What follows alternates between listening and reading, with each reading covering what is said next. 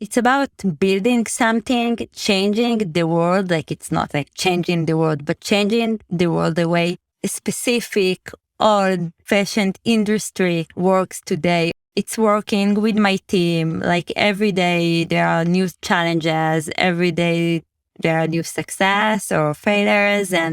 But it's like, I keep saying that I never felt alive the way I feel in the last year and a half. Wow. Welcome to 20-Minute Leaders. Just sit back, relax, and learn from the leaders of today. It's a journey. Each one is different, unique, inspiring. Let's get started. 20-Minute Leaders is a proud supporter of Make-A-Wish Israel and Tech to Peace, and is in proud collaboration with Secret Chord Ventures, J Ventures, Riverside FM, Fusion VC, Birthright Excel, J Impact, Leap, Google for Startups, and Hippo, and in media partnership with CTech. Hello and welcome to 20-Minute Leaders. Today we are with Inbal Glantser of Homaze, looking at home renovations and construction and the relationship between the new generation that is wanting the renovation and construction with the contractors, and how do we bridge that gap with the intersection. Inbal is a graduate of the programming course in Mamram and 8200 alumni as an officer. She had 20 years in tech executive positions in local and global companies before deciding to be an entrepreneur. Inbal is a mother of 3 teenage boys, and Homaze is a unicorn from the beginning. It is so rare to find a construction tech company founded by women only. Inbal Glantser, welcome to 20-Minute Leaders. Thank you so much for joining me. How are you? Good. Thank you for inviting me. We're in the beautiful Google for Startups. This is our office as well. This is your office with Homaze, looking at home renovations, and fascinating background that you have. And I'm curious how you got into home renovations in the first place, from the Open University and Oracle and different endeavors. What was it about home renovations that really sort of took your interest? Well, actually, I'm kind of a renovation junkie. Like, my professional is being a data engineer. I started my career in Mamram and 8200 unit, and then like in tech executive position in all kind of companies. But all along the way, I made many renovation projects. Like our own house, I renovated at least 4 times. And we bought like an apartment for it and made the flip, and this is something that I've done all my life. I mean, there's a lot of aspects to renovations, right? There's the actual logistical aspect of it, of creating a project management end-to-end, which is so complicated, so many moving pieces. But then you have the creative piece. So which one of these are you more interested in? It's both. Like, I took the apartment that the investment one that we made. I took a 2.5 bedroom apartment and converted it to 4, all by myself without an architect or interior designer. And this is like the creative part, how like to redesign it. And the project management part was like to find the right professional to do the work and be on budget. And this is like the huge challenge. And this is where Homaze is. Not about the creative part, but about the budget, the project management, like how you start and how you end your project. Why is it so complicated?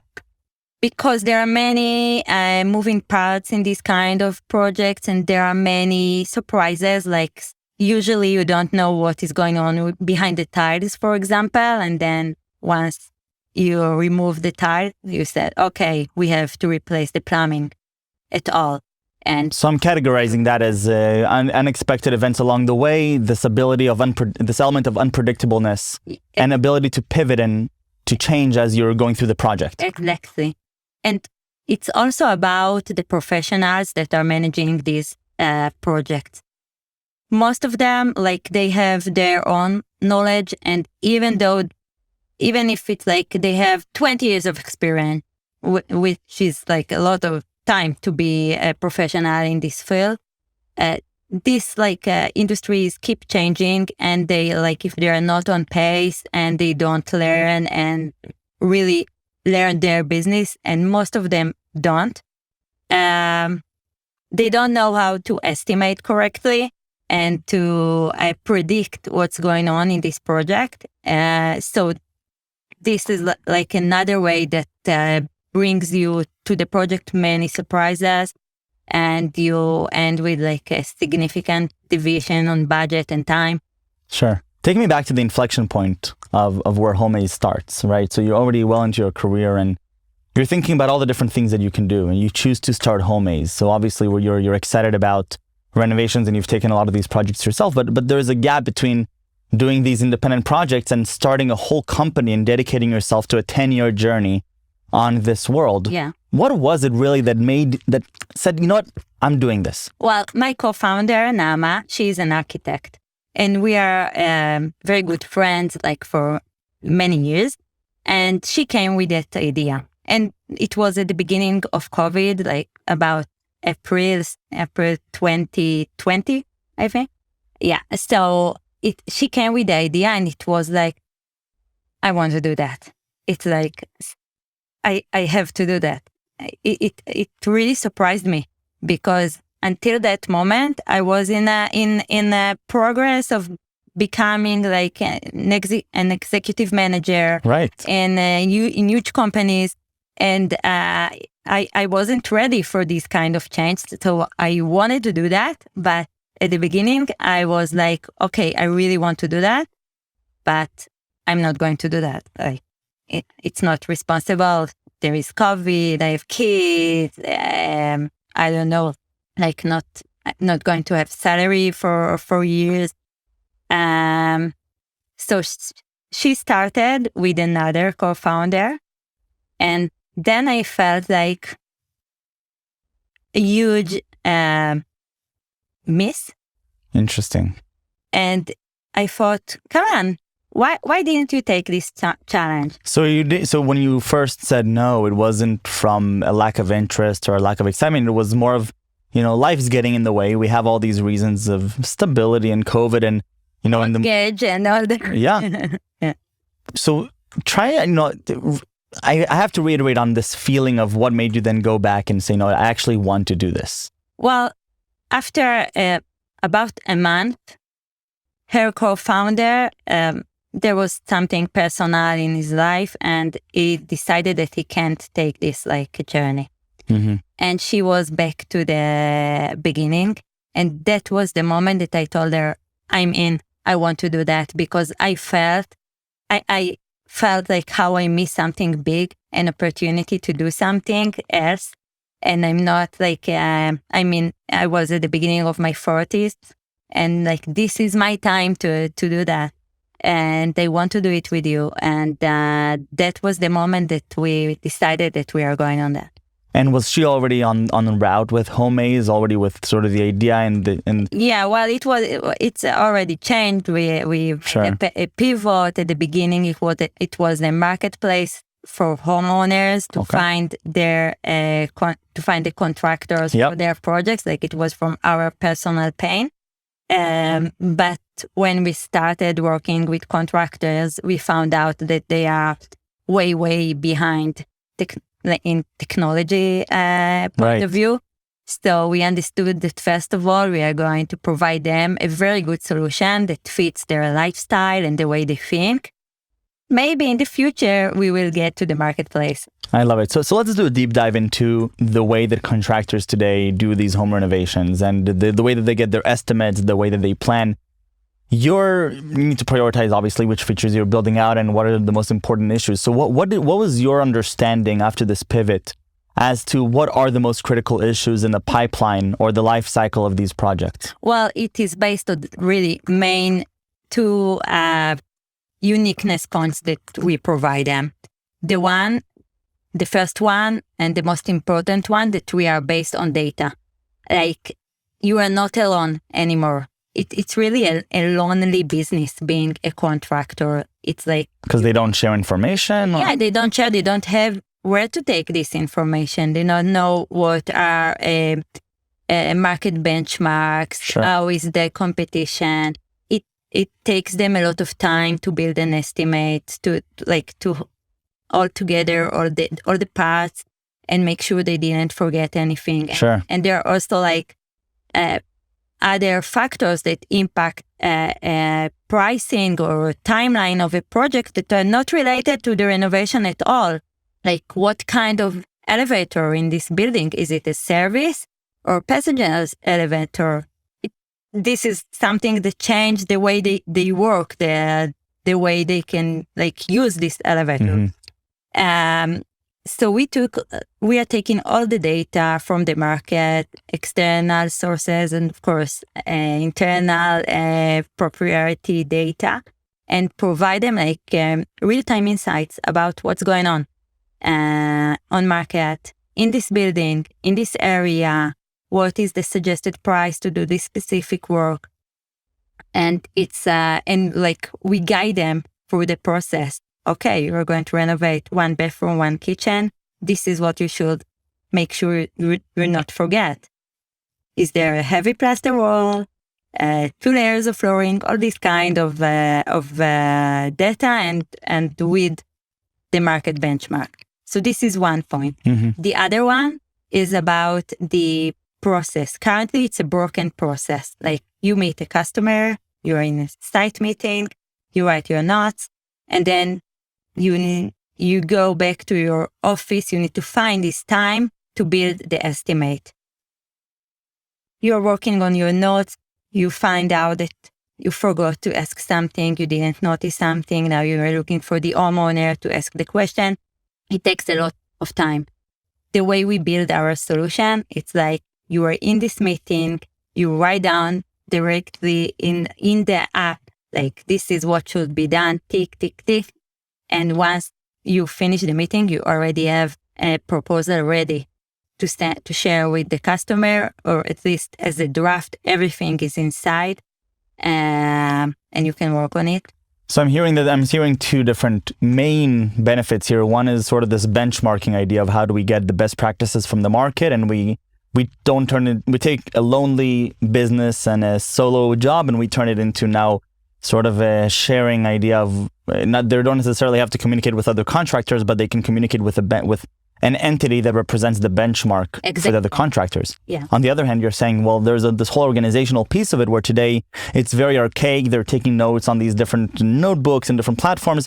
Let's consolidate it in a way that allows them to sort of almost automate a process for a proposal, which makes them more effective in everything else that they need to do. And it probably also makes it a little bit more attractive to the person who's receiving the proposal. Yeah, definitely. They look more professional, modern. Like most of the budget on home improvements and renovations in the last year in the US was spent by millennials. Millennials are young people that expect their suppliers that they work with for a better experience, a better digital experience. It's not like they're not accepting anymore this like old way, traditional way. Right. And so how much of that is being put into sort of the productization of this? Is there right now an interaction or planning for interaction between Generation Z or the millennials that are asking for these renovations, and how are they integrated into this process? Because until now we spoke about the contractors and the benefits for them, but how are the sort of the customers fitting into this? Well, once the proposal is ready, they share it with their customer through the system, so they get a digitized proposal where they can comment on it, ask questions, ask for changes, and it's like a ping pong with the contractor, and everything is written. Like if you decide to make changes, even when the project is started, it's all in the system. You see when you ask that, what was the answer. Once a change order is done, it's all documented and in a digital way, like you're not looking on your emails, WhatsApps, all that. Right. What did you learn about either contractors or the ones that are the customers through this experience so far? Some non-trivial things that have come up as, whether it be their workflow or the way that they are thinking about these projects or their communication habits? Well, they have about specifically about contractors. They really have bad reputation about how they want like to get more money during a project, and this is how they make their margin, like first win. So trust is an issue. Yes. So trust and reputation is really an issue for them, and they suffer from this because from the first meeting they are like started with a customer that think they are going to lie, or they want like him not to be happy with the result. Is this a global phenomenon or specifically in Israel? No, we are not in Israel at all. Yeah. Well, no, it's a joke, of course. Yeah. Well, our solution is for the US. We are not in Israel at all. So it's the same, like the same in Israel. Interesting. It's the same in the US. So they really want, they are looking for solutions that will help them build the trust with their customers, to be more productive, to be more efficient, to know how, like they really know how to build, but they don't know how to run a business in an efficient way. So they are looking for solutions for these parts. And I find many contractors that keep thinking about how I'm going to be better tomorrow than I am today. And it was quite surprising. Interesting. Tell me about, building trust. I love human-computer interaction and the way that we can leverage technology and digitalization to create trust between parties, especially because here you have a mediator that can filter through what's real and what's not real. How are you thinking about this trust mechanism in the context of customers and contractors? Because it sounds like this is a pretty essential piece for the value proposition that you're providing here. Well, I think that it comes from many different paths to build this trust. Yep. Like it's not one thing. Of course. So it's about the how detailed you provide your proposal to the customer, and the way like it was calculated, and how transparent you are with like what you are going to do and what is the period and what you think you don't know yet. And these parts may be along the project, but for example, if it will happen, this is how it's going to cost. Like, I'm not going to surprise you with the cost during the project once you are connected with me and you have nothing to do with that. I'm upfront going to tell you, if this will happen, this will cost you $500. Let's see if it's not, but we are on the same page. You know what will be there. Do you find that the benchmarking is helpful for customers, or are you even working on is benchmarking an interesting place to create transparency with customers, do you think? I'm sure it is, but we are not providing the benchmarking to the homeowners, the final customer. Currently, the benchmarking is to help the contractors to make their pricing much more competitive, relevant, don't lose and don't be overpricing. Sure.